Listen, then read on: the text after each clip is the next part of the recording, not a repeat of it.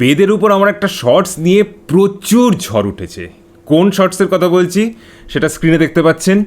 তো বলবো যে ঝড় উঠেছে এটা খুবই আনন্দের ব্যাপার, কারণ বিনা যুক্তিতে আমরা ভারতীয়রা কোনো কিছুকেই কোনো দিন মেনে নিইনি, আর সেই জন্যেই সারা পৃথিবীতে সিভিলাইজেশন বলে জিনিসটা একমাত্র টিকে আছে এই ভারতে। সভ্যতার এই যে ধারাবাহিকতা, এটা তো আর কোথাও নেই। আমরা প্রাণ দিয়েছি কিন্তু প্রমাণ ছাড়া কিচ্ছু কোনো দিন মেনে নিইনি। ভগবান সামনে এসে দাঁড়ালেও তাকে প্রশ্ন করেছি, অর্জুন শ্রীকৃষ্ণকে, স্বামী বিবেকানন্দ, ঠাকুর শ্রীরামকৃষ্ণকে। তো সেখানে আমি কোথাকার কে? আমি বলবো আর আপনারা বিনা প্রশ্নে মেনে নেবেন? আপনারা প্রশ্ন করবেন বই কি, 100 বার করবেন। তাই আপনাদের জন্য আজ একটা ক্লারিফিকেশন এপিসোড নিয়ে এসেছি। প্রথম যে প্রশ্নটা উঠেছে যে আমি বলেছি ঋষি পিঙ্গলা যিশুর জন্মের বহু বছর আগে বাইনারি সিস্টেমের ব্যবহার করেছেন, যার উপর ভিত্তি করেই আজকের কম্পিউটার তৈরি হয়েছে। অনেকে জিজ্ঞেস করেছেন যে বাইনারি সিস্টেম যদি 0 এবং 1-এর উপর হয় তাহলে 0 তো আর্যভট্টের সময়ের গল্প, যেটা 5ম শতকের কথা। তাহলে পিঙ্গলা, যিনি যিশুর জন্মের কয়েকশো বছর আগে জন্মেছেন, তিনি কি করে বাইনারি সিস্টেমের এই আইডিয়াটা দিতে পারলেন? এবারে বলি যে প্রথম কথা যে 0 আর্যভট্টর আগেও ছিল, কিন্তু এর গাণিতিক রূপ প্রথম দেন হচ্ছে আর্যভট্ট, এবং তারপরে সেটাকে আরও রিফাইন করেন ব্রহ্মগুপ্ত। আর আপনারা ঠিক যে বাইনারিকে অ্যাজ এ নাম্বার সিস্টেম যদি ভাবেন তাহলে সেখানে শুধু 0 আর 1, কিন্তু বাইনারি কথাটার আসল মানে হলো 2 স্টেট একটা সিস্টেম, মানে এমন একটা সিস্টেম যেখানে দুটো মাত্র অবস্থা থাকতে পারে। সেটা 0 বা 1 হতে পারে, ট্রু ফলস হতে পারে, অন অফ হতে পারে, রাইট রং হতে পারে। আব্রাহামিক রিলিজিয়ানগুলো যেমন একটা বাইনারি ফেইথ, আইদার বিলিভার আর না হলে ইনফিডেল। কমিউনিজমও একটা বাইনারি ফেথ সিস্টেম, সাদা আর কালো এই দুই চশমাতে এরা সারা দুনিয়াকে দেখে। বহুত্ববাদের কোনো জায়গায় নেই, এটা আমরা সবাই জানি। তো সেই রকম অনেক সিস্টেম থাকে যেটা হচ্ছে এই 2 স্টেটসের ওপর দাঁড়িয়ে। বাইনারি কম্পাউন্ড বলতে আমরা বুঝি যে সেটা দুটো ভিন্ন এলিমেন্ট দিয়ে তৈরি, যেমন জল, হাইড্রোজেন এবং অক্সিজেন, এই দুটোর যৌগ। তো ঋষি পিঙ্গলা এই 2 স্টেটসের ওপর প্রথম উদাহরণ দিয়েছিলেন গুরু এবং লঘু এই 2 শব্দের মাধ্যমে। তাই শূন্য ব্যবহার না করে উনি বাইনারি সিস্টেমকে প্রথম নিয়ে আসেন। এবারে বোঝা গেল ব্যাপারটা। এটাই পরে বিভিন্ন জন বিভিন্নভাবে ব্যবহার করেছেন। পিঙ্গলার বইয়ের নাম হলো ছন্দশাস্ত্র, বা বাংলায় ছন্দশাস্ত্রও বলতে পারেন আপনি।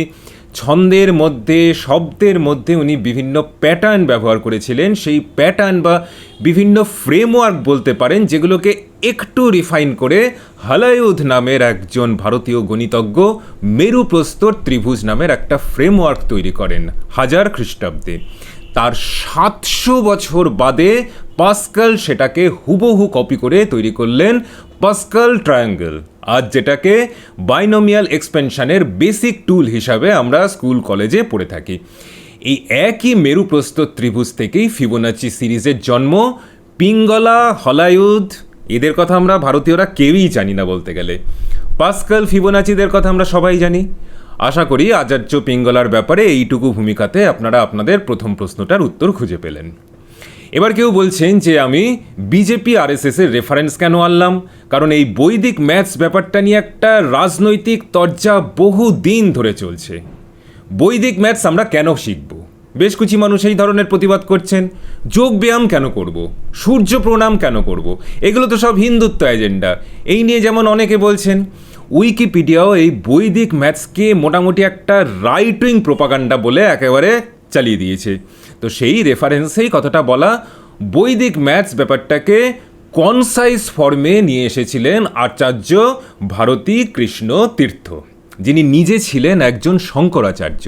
20 শতাব্দীর প্রথম দিকে তিনি এই মেথডগুলোকে লিপিবদ্ধ করেন, যা প্রকাশ হয় 1965-তে তার মৃত্যুর পর।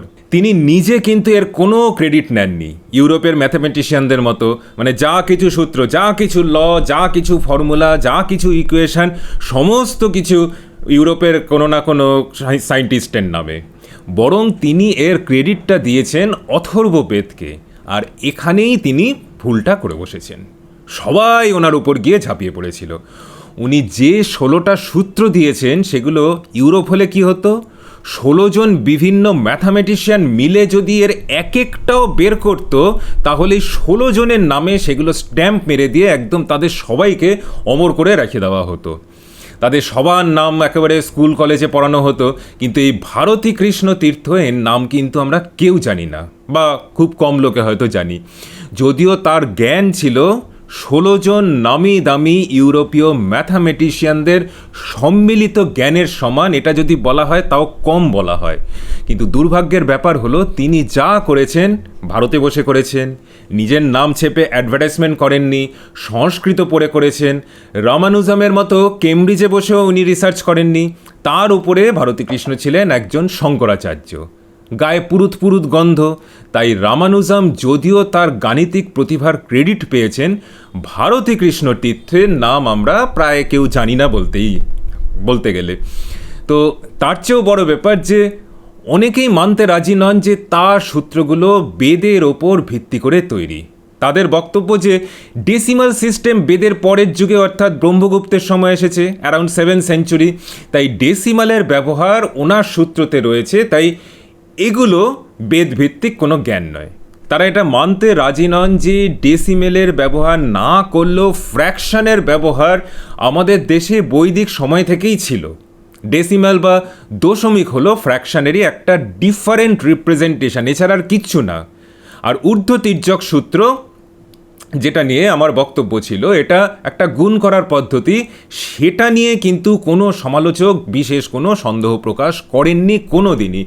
অপরদিকে এই সমালোচকরা পর্যন্ত স্বীকার করেছেন যে এই বৈদিক ম্যাথ 16th সেঞ্চুরিতে ভারতে বিদ্যমান ছিল, অর্থাৎ এগুলো বিংশ শতাব্দীর আবিষ্কার নয়। যারা উইকিপিডিয়া দেখে এসে আমাকে গালাগালি করছেন, বলছেন যে এ তো গত শতাব্দীর জিনিস, এ আর এমন আহামরি কী ব্যাপার, তাদের বলবো যে এই উইকিপিডিয়া যেটা বৈদিক ম্যাথসকে একটা হিন্দুত্বের এজেন্ডা বলেছে, সেখানে পর্যন্ত দেখা যাচ্ছে যে অ্যাটলিস্ট 16th সেঞ্চুরিতে এক্সিস্ট করতো এই সমস্ত জিনিসগুলো। 16th সেঞ্চুরিতে ইউরোপে সায়েন্স, ম্যাথস এইসবের অবস্থা কীরকম ছিল? উদাহরণ দিচ্ছি কিছু। নেগেটিভ নাম্বার যে বাস্তবে সম্ভব, এটা পর্যন্ত তারা বুঝতে পারেনি এই কিছুদিন আগে পর্যন্ত। ফিবোনাচি, যার হাত ধরে 14 শতকে ভারতের গণিত, মানে এই শূন্য, দশমিক, গুণ করার পদ্ধতি, বিয়োগ করার পদ্ধতি, এই নানা রকমের জিনিসপত্র মানে ইউরোপে গিয়ে পৌঁছয়ে তিনি একে একদম অবাস্তব বলে বাতিল করে দিয়েছিলেন। পাস্কাল, ডেসকার্টেস, সব বড় বড় দিগ্গজ আজকের ম্যাথামেটিক্সে সব এদের নাম ছড়িয়ে আছে। পাস্কালের ট্রায়াঙ্গেল, কার্টেসিয়ান কোঅর্ডিনেট সিস্টেম, কত কি, মানে এরা সব নেগেটিভ নম্বরকে অবাস্তব বলেছেন। ডি মর্গানস ল বলে আমরা যেটা জানি, সেই সেট থিওরির উদ্ভাবক অগাস্টাস ডি মর্গান 19বিংশ শতাব্দীতে দাঁড়িয়ে কি বলেছিলেন? 3 থেকে 8 মাইনাস করা নাকি সম্ভব নয়। ভাবুন, যেই ইউরোপকে আপনারা একেবারে মাথাতে তুলেতে নাচেন, তাদের মানে হোমরা চোমরা গণিতজ্ঞদের কি অবস্থা ছিল? এলিমেন্টারি ম্যাথামেটিক্স পর্যন্ত বুঝতো না, কারণ ম্যাথসের আইডিয়া তারা গ্রিক ফিলোসফি থেকে পেয়েছে। অথচ আমরা 6th সেঞ্চুরিতে নেগেটিভ নাম্বার যে বাস্তব সেটা বলে গেছি। চীনেও কিন্তু এর ধারণাটা ছিল। প্রবলেম হলো, ভারতবাসীকে যখন বলা হয় যে সব নলেজ ইউরোপ থেকে এসছে, তখন তাদের সমস্ত বিতর্ক বন্ধ হয়ে যায়। তারা এই একটা ব্যাপারে আমি দেখেছি, বিনা তর্কে, বিনা প্রমাণে ভারতীয়রা সমস্ত কিছু মেনে নেয় যে নলেজ মানেই ইউরোপ। না হলে জানতে পারতেন যে এই নিউটনের গতিসূত্র, তার যে দ্বিতীয় সূত্রটা যেটা আপনি মুখস্থ করেছেন, সেই ফর্মুলা নিউটন তো দেননি, বরং উনি যে সূত্রটা দিয়েছিলেন সেটা পুরো ভুল ছিল। Force proportional to change in motion বলেছিলেন। ফোর্সের সাথে rate of change of momentum যে প্রপোর্শনাল, সেটা কিন্তু উনি বলেনইনি। কয়েকশো বছর ধরে এটাকে রিফাইন করে আজকের জায়গাতে আনা হয়েছে। আর force equals to mass into acceleration, এই ফর্মুলা ডিরাইভ হয়েছে নিউটনের অনেক অনেক পরে। তাই শুধু মানে এইটা নয়, গ্র্যাভিটেশনের যে ফর্মুলাটা নিউটনের নামে আমরা পড়ি, সেটাও কিন্তু ওনার ছিল না। জি অর্থাৎ মহাকর্ষীয় ধ্রুবক, গ্র্যাভিটেশনাল কনস্ট্যান্ট, এর কোনো আন্দাজই ওনার ছিল না। তিনি এখানেও কিছু জাস্ট এলোমেলো টেক্সট লিখে গেছেন, যেটাকে অনেক পরে ফর্মুলা আকারে বানানো হয়েছে, কিন্তু সব ফর্মুলাতে ওনার নাম। তখন কিন্তু ওই নিউটনের লেখা প্রিন্সিপিয়া বইতে কি আছে সেই প্রমাণ আমরা ভারতীয়রা চাই না। অথচ নিউটন যা লিখেছিলেন তার বহু আগে ভারতের ঋষি কণাদ তার বৈশেষিকা সূত্রতে লিখে গেছেন অনেকটাই, যিশুর জন্মেরও আগে। তো তেমনি আইনস্টাইনের বহু আগেই E=mc² ফর্মুলা জানা ছিল। একজন নয়, একাধিক বিজ্ঞানী এই ফর্মুলাটার কথা বলে গেছেন। অল ইন্টু ডিপ ইন্টু তার মধ্যে একজন, মাস এনার্জি ইকুইভ্যালেন্সের কথা আইনস্টাইন তো প্রথম বলেননি, ফ্রেডরিক হসেনড্রি, দেন ডি ব্রগলিও, এরা প্রথম এর ধারণাটা দিয়ে দেন। কিন্তু যেহেতু আইনস্টাইন তার থিওরি অফ রিলেটিভিটির সাথে এই সব কিছু জুড়ে দিয়ে একটা সায়েন্সের কি বলবো একটা ফ্যাসিনেটিং কনসেপ্টকে নিয়ে আসেন, তাই আমরা সবাই ভাবি যে উনিই সব কিছুর জনক। ভারতী কৃষ্ণ কিন্তু তা করেননি। তিনি বিজ্ঞানের ধারাবাহিকতাকে সম্মান দিয়েছেন। তিনি বেদের টেক্সট থেকে তার সূত্রগুলো ফর্মুলেট করে বই লিখেছেন, অর্থাৎ বিভিন্ন শ্লোক থেকে ম্যাথামেটিক্যাল ইন্টারপ্রিটেশন তৈরি করেছেন। ওই যেমন নিউটনের গতিসূত্রের ফর্মুলা বা গ্র্যাভিটেশনের ফর্মুলা, যেগুলো তার কিছু এলোমেলো করে লিখে যাওয়া টেক্সট থেকে পরবর্তীকালে তৈরি হয়েছে, অথবা ঋষি পিঙ্গলার চন্দ্রশাস্ত্রের বিভিন্ন শব্দ কি ছন্দ থেকে binary system, Pascal's triangle, Fibonacci series ইত্যাদি ম্যাথামেটিক্যাল ফ্রেমওয়ার্ক তৈরি হয়েছে সেই রকম। আর এই ম্যাথামেটিক্যাল ফ্রেমওয়ার্কগুলো তৈরিও কিন্তু পরবর্তী যুগের ভারতীয়রাই করেছেন, যেগুলো ইউরোপ কপি করে নিজেদের নাম বসিয়েছেন। ভারতী কৃষ্ণ কিন্তু অ্যাট্রিবিউট করেছেন সেই বেদকে, আর সেই সূত্রগুলো সমালোচকরাও মেনেছেন যে গত 500 বছর ধরে ভারতে বিভিন্ন ফর্মে রয়েছে। অর্থাৎ 3000 বছরের পুরনো যদি আপনি মানতে রাজি নাও থাকেন, তাহলেও হাফে মিলেনিয়াটা মেনে নিন। এই হাফে মিলেনিয়া ধরে এই জ্ঞান আমাদের দেশে রয়েছে, সেটার পুনরুজ্জীবনে আমাদের ভারতবাসীরাই বাধা দিচ্ছে আজকে। একে সিউডো সায়েন্স বলে দিচ্ছি। আর পৃথিবীর বিভিন্ন প্রান্তে সেটা নিয়ে রিসার্চ হচ্ছে। ঠিক যেমন আয়ুর্বেদ বা যোগা এই সমস্ত নিয়ে আধুনিক শিক্ষায় শিক্ষিত ভারতবাসী ব্যাকওয়ার্ড বলে ওটাকে একদম ডিসকার্ড করে দেয়, আর সারা পৃথিবী এটাকে আপন করে নিচ্ছে। ম্যানচেস্টার ইউনিভার্সিটিতে এটা নিয়ে একটা খুব ভালো পেপার বেরিয়েছে, যেটার মানে মেইন টপিকটা ছিল যে নিউটন নয়, লিবনিজও নয়, ক্যালকুলাসের আসল জন্ম ভারতের কেরালাতে। এটা একজন সাহেব লিখে গেছেন। তো সেখানে একটা জিনিস বলা হয়েছে যে কোনো জ্ঞান ইউরোপ থেকে ভারতে এসেছে এটা প্রমাণ করা একদম জলের মতো সহজ, কিন্তু তার উল্টোটা মানে কোনো জ্ঞান ভারত থেকে ইউরোপে গেছে এটা প্রমাণ করতে মানে একদম কালঘাম ছুটে যায়। এর কারণ যে ভারতীয়রা নিজেরাই এই জিনিসটা মানতে চায় না আর বাধা তৈরি করেন। এর জন্য আমাদের ট্র্যাডিশনাল নলেজগুলোকে রিএস্টাবলিশ করা প্রায় দুরূহ হয়ে উঠছে। পশ্চিমের ইউনিভার্সিটিগুলো যখন এই ইন্ডিয়ান নলেজকে রিডিসকভার করার চেষ্টা করছে, তখন ভারতীয়রাই সবচেয়ে বড় বাধা তৈরি করছে। তারা বিনা দ্বিধাতে মেনে নিচ্ছে যে ক্যালকুলাস ইউরোপের, প্রমাণ চাইছে না, যুক্তিতর্ক তখন সব ভুলে যাচ্ছে। যেই মুহূর্তে বলবেন যে ক্যালকুলাস আসলে ভারতীয়, অমনি এই ভারতীয়রা ঝাঁপিয়ে আসবে। প্রমাণ কোথায়, কোন বইতে, কোন পাতাতে? সব হিন্দুত্ববাদীদের এজেন্ডা। কখনো জিজ্ঞেস করে না নিউটনের কোন বইতে কোন পাতাতে ল অফ মোশন আছে, ল অফ গ্র্যাভিটেশন আছে, ক্যালকুলাস আছে। এগুলো কেন বলছি? কারণ ইউরোপ সিভিলাইজেশনাল ভ্যালুটা কি সেটা বোঝে না। ওদের সব মার্কেটিং, সমস্ত প্রোপাগান্ডা হচ্ছে ইন্ডিভিজুয়াল হিরোইজমের উপর ভিত্তি করে। নিউটন, আইনস্টাইন এই রকম সব হচ্ছে ওদের সেই হিরো। কিন্তু আমরা সিভিলাইজেশনাল কন্টিনিউটিতে বিশ্বাস করি। বিজ্ঞান কেন, যে কোনো জ্ঞানই তৈরি হয় একটা ধারাবাহিকতা, একটা পরম্পরার উপর ভিত্তি করে। বেদও গড়ে উঠেছে একদিনে নয়, কয়েক হাজার বছর ধরে। ইউরোপের মতো সস্তা পাবলিসিটি নয় আমাদের, আমরা এই ধারাবাহিকতাকে শ্রদ্ধা করি। ভারতী কৃষ্ণ তীর্থের মতো অসংখ্য জিনিয়াসের হাজার বছর ধরে ধারাবাহিকতাতে এই বেদ বলুন কি ভারতের যে নলেজ সিস্টেম এটা তৈরি হয়েছে, কিন্তু সেটা আমরা ভারতীয়রাই আজ ভাঙতে বসেছি। এই কিছুদিন আগেই দেখলাম হোয়াটসঅ্যাপের সিইও, নতুন সিইও হয়েছেন কুণাল শাহ, বলছেন যে ভারতের ভাষাতে এফিসিয়েন্সি, প্রোডাক্টিভিটি এই সবের মানে কোনো সমার্থক শব্দই নাকি নেই, কারণ ভারতীয়রা নাকি কোনো টাইমের ভ্যালুই কোনো কালে দেয়নি। মানে কি বলবেন বলুন, মানে এর উত্তর দেওয়াটাও লজ্জার ব্যাপার। একটা কোম্পানির সিইও নিজের দক্ষতায় হয়েছেন, কোনো ডাউট নেই, কিন্তু এই রকম ইররেসপন্সিবল স্টেটমেন্ট দেওয়ার আগে মানে এই সাবজেক্টগুলো জেনে কিন্তু মন্তব্য করা উচিত। এই কুণাল শাহ বলুন কি অমর্ত্য সেন যখন নিজেদের সাবজেক্টের বাইরে বেরিয়ে আলপটকা মন্তব্য করে বসেন, তখন বলতে গেলে এরা নিজেদেরকে একেবারে হাস্যকর করে তোলেন। এরপর আসি মেঘনাদ সাহার ব্যাপারে।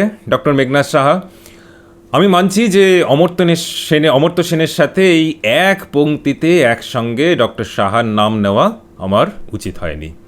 অমর্ত্য সেন কী ধরনের রাজনৈতিক আদর্শ থেকে বিভিন্ন কথা বলেন সেটা আজ আর আলোচনা নাইবা করলাম। সেখানে ডক্টর সাহা শুধু একজন বিজ্ঞানী নন, তিনি ছিলেন ডক্টর শ্যামাপ্রসাদ মুখার্জির সহযোদ্ধা। এনারা না হলে পশ্চিমবঙ্গে মানে পশ্চিমবঙ্গ নামের এই যে হিন্দু বাঙালিদের একটা ঠাঁই, পার্মানেন্ট জায়গা, সেটাই তো থাকতো না। আমার আসল বক্তব্য ছিল যে মেঘনাদ সাহার এই সবই ব্যাদে আসে এই মন্তব্যটা এক শ্রেণীর লোকের কাছে হাতিয়ার হয়ে উঠেছে। ভারতে কোনো বিজ্ঞান ছিল না এটা প্রমাণ করার জন্য এই হাতিয়ারটা ব্যবহার করেন তারা, কিছুই না বুঝে। এই কারণে মেঘনাদ সাহার উক্তিটাকে ব্যবহার করা হয়েছিল, অমর্ত্য সেনের লেভেলে নামিয়ে আনার জন্য নয়। তাই আমি ক্ষমা চেয়ে নিচ্ছি এই ব্যাপারে। আসলে 3 মিনিটের শর্টসে এই এত বড় জিনিসটাকে সাজিয়ে বলতে গিয়ে এই ব্যাপারটা হয়ে গেছে। যাই হোক, এর থেকে পরে সাবধানে থাকব। এরপর আসি আসল রিসার্চ পেপারটার ব্যাপারে। নুরুল্লাহ আর মোজলে এই 2 ইরানিয়ান রিসার্চারের একটা পেপার, যেটা রেফার করে বলেছিলাম যে IBM কোয়ান্টাম কম্পিউটারের ওপর এই বৈদিক মাল্টিপ্লায়ারের কথা ভাবছে আজকে রিসার্চাররা। তাতে কেউ কেউ বলেছেন যে পেপারটাতে অনেক বানান ভুল, তাই ওর পেপারটার কোনো ভ্যালিডিটিই নেই।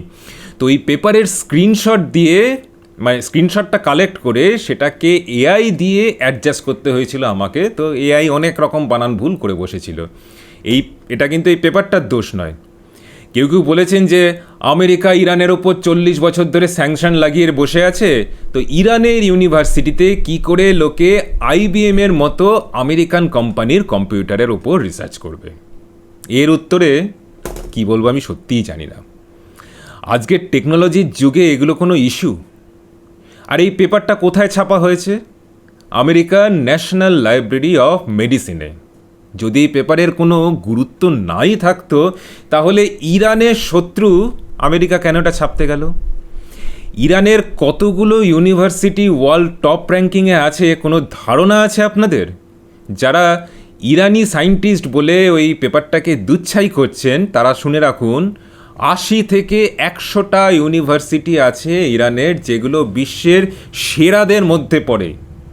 ইরান মানেই খোমেনি আর ইরান মানেই ইসলাম, এটা কিন্তু নয়।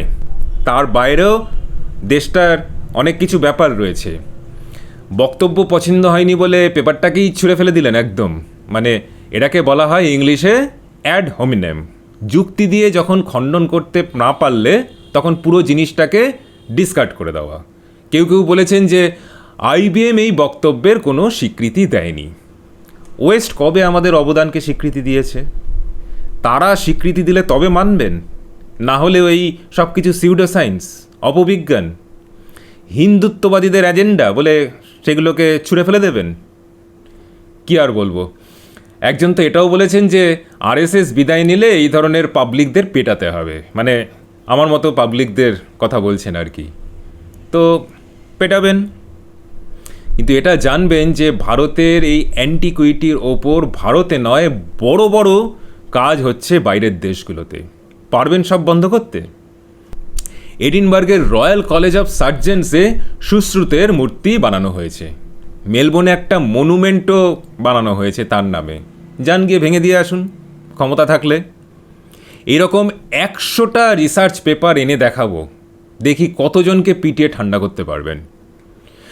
আর এই বিজেপি RSS এজেন্ডা ব্যাপারটা আমি মানে সত্যিই বুঝি না।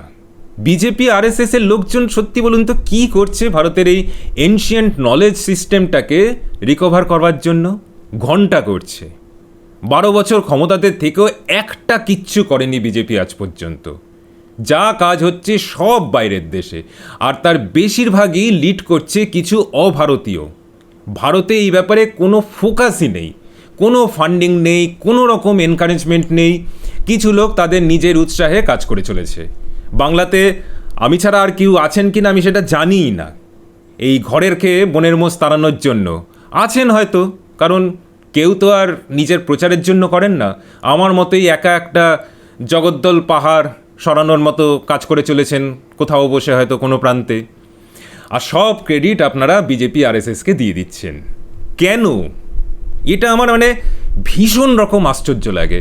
মনে রাখবেন, কোনো হিস্টোরিয়ান কি সায়েন্টিস্ট বা যে কোনো কেউ প্রাচীন ভারতের জ্ঞান বিজ্ঞান নিয়ে কাজ করবার কথা যারা ভেবেছেন, বিজেপি আরএসএস কোনো দিন তাদের পাশে দাঁড়ায়নি, বাধা দেয়নি, ব্যাস এইটুকু। কিন্তু পাশে এসে দাঁড়ানো বা অন্য কোনো রকম সাহায্য করা সেটা কোনো দিন করেনি। যে যা করছেন তাদের সবাইয়ের লড়াইটা কিন্তু একদম একা, কোনো রাজনৈতিক সদিচ্ছা নেই কোনো পার্টির। আমাদের সীমিত সাধ্য আর ক্ষমতার মধ্যে এই লড়াই চলছে, গালাগালি, কুৎসা, থ্রেট সব কিছুকে মাথায় নিয়ে। সেটা সেই ভারতী কৃষ্ণ তীর্থের সময়ও যা হয়েছিল, আজ 100 বছর বাদেও কোনো পরিবর্তন নেই। তার মতো মেধার মানুষকে একা লড়তে হয়েছে, একা সমস্ত কুৎসাকে বইতে হয়েছে, আজও বইতে হচ্ছে। তো আমি সেখানে কোথাকার কে, চুনোপুটির থেকেও ছোট। তো এই বিজেপি আরএসএসের এজেন্ট, এই ট্যাগ, এটাকে নিয়েই এগিয়ে যেতে হবে। বাকি মা ফলেষু কদাচন। আজকে এই পর্যন্তই থাক, আর বিশেষ কিছু বলবার নেই। এরপরেও আপনাদের কিছু বলার থাকলে কমেন্ট করে জানাবেন। কোনো ভুল থাকতেই পারে, আমি সবসময় ঠিক সেরকম আমি দাবি করছি না, ভুলভ্রান্তি থাকবে। বিতর্ক চলুক, বিতর্কই একটা কোনো জিনিসকে এগিয়ে নিয়ে যেতে সাহায্য করে। তো যদি আর ভালো লাগে তাহলে কমেন্ট করবেন, সেটাও জানাবেন। লাইক, শেয়ার, সাবস্ক্রাইব যা রেগুলার রিকোয়েস্টটা থাকে সেটাও থাকলো। আজকের মতো এখানে শেষ। নমস্কার, ভালো থাকবেন।